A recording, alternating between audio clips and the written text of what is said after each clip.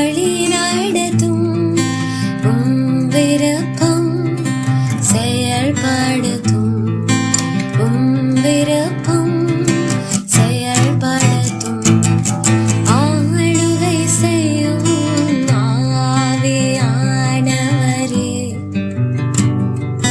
பலியாய் தந்தேன் பரிசுத்தமானவரே ஆவியானவரே என் ஆற்றலானவரே. Praise the Lord. கர்த்தரும் இரட்சகருமாகிய இயேசு கிறிஸ்துவின் நாமத்தில் உங்கள் யாவருக்கும் என் அன்பின் வாழ்த்துக்கள். இன்றைக்கு நாம் தியானத்துக்கு ஆதாரமாக ரோமருக்கு எழுதின புஸ்தகம் 8ஆம் அதிகாரம் 14ஆம் வசனத்தை தியானிக்கலாம்.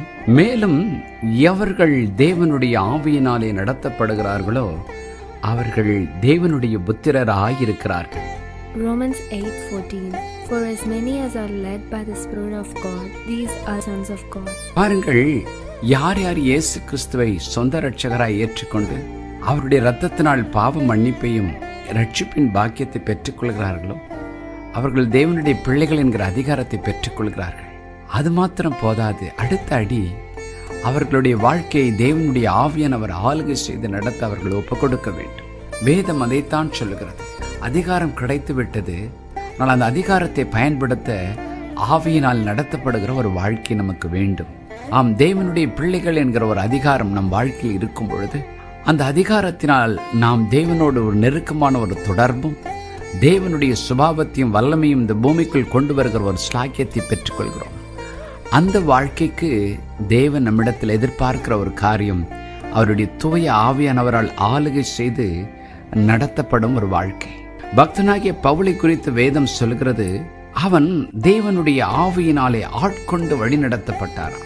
ஒருமுறை கப்பற பிரயாணத்தில் ஒரு பெரிய சேதத்துக்குள்ளாய் அவர் செல்லும் கப்பல் செல்கிறது. எல்லாரும் நம்பிக்கை இழந்திருக்கும் பொழுது பக்தனாகிய பவுல் சொல்லுகிற ஒரு வார்த்தை அப்போஸ்தலர் 27ஆம் அதிகாரம் 23ஆம் வசனத்தில், ஏனென்றால் என்னை ஆட்கொண்டவரும் நான் சேவிக்கிறவருமாகிய தேவனுடைய தூதனானவன் இந்த ராத்திரியில் என்னிடத்தில் வந்து நின்று என்று சொல்லுகிறார். ஆம், தேவ தூதன் வந்து அவருக்கு ஒரு அற்புதமான ஒரு வார்த்தையை கொடுக்கிறார். பிராண சேதம் வராது, நீங்கள் பாதுகாப்பாய் போய் கரையில் சேருவீர்கள் என்கிற ஒரு நல்ல செய்தியை சொல்லுகிறார்.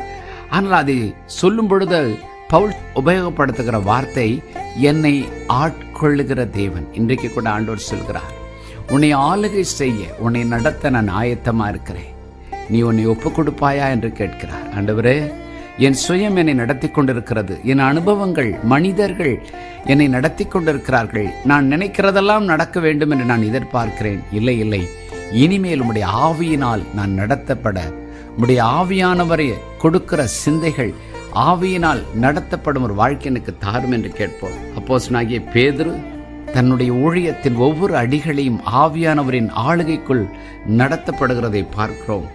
பவுலுடைய வாழ்க்கையும் அப்படித்தான். அநேக பரிசுத்தவான்கள் தங்களுடைய வாழ்க்கை முழுவதும் ஆவியினால் நடத்தப்பட்டார்கள். இன்றைக்கும் ஆண்டவரிடத்தில் கேட்போம், ஆண்டவரே, நான் தூக்கத்திலிருந்து எழுந்த வினாடியில் இருந்து ஆண்டவரே நான் செயல்படுகிற நேரமெல்லாம் உம்முடைய ஆவியினால் நடத்தப்பட வேண்டும். ஏன், என் தூக்கத்தில் கூட எனக்கு வரவேண்டிய கனவுகள், சொப்பனங்கள் அல்லது ஆண்டவரே அயர்ந்த உறக்கம் எல்லாம் உம்முடைய ஆவியானவரால் ஆட்கொள்ளப்படட்டும், என் நினைவெல்லாம் உம்மால் நடத்தப்படட்டும் என்று சொல்லுவோம். ஜெபம் பண்ணுவோமா? பரலோக பிதாவே, என்னோடு இணைந்து ஜெபிக்கிற ஒவ்வொருடைய ஆவி, ஆத்மா, சரீரத்தை ஒரு விசைக்கோடு உம்முடைய இரத்தத்தால் கழுவி உம்முடைய பரிசுத்த ஆவியானவரால் நிரப்பி ஆவியினால் நடத்தப்படுகிற ஒரு வாழ்க்கையை தாரும். நாங்கள் சிந்திக்க வேண்டியது, நாங்கள் பேச வேண்டியது, நாங்கள் செயல்பட வேண்டியது எல்லாவற்றையும் ஆவியானவர் எங்களை ஆளுகை செய்து நடத்த எங்களை ஒப்புக் கொடுக்கிறோம். பரிசுத்த ஆவியானவர் உங்களுக்குள் வரும்பொழுது உங்களை சகல சத்தியத்திற்குள்ளும் நடத்துவார் என்று சொன்னீரே. இதோ சரீரத்தில் வெளிப்பட்ட தேவகுமாரனே, இப்பொழுது தூய ஆவியானவராய் எங்களுக்குள் வந்து எங்களை ஆளுகை செய்து எங்களை நடத்தும். என்னோடு இணைந்து ஜெபிக்கிற ஒவ்வொருவருக்கும் இந்த பாக்கியத்தை தாரும். இயேசு இரட்சகர் நாமத்தில் ஜெபிக்கிறோம் நல்ல பிதாவே, ஆமென்.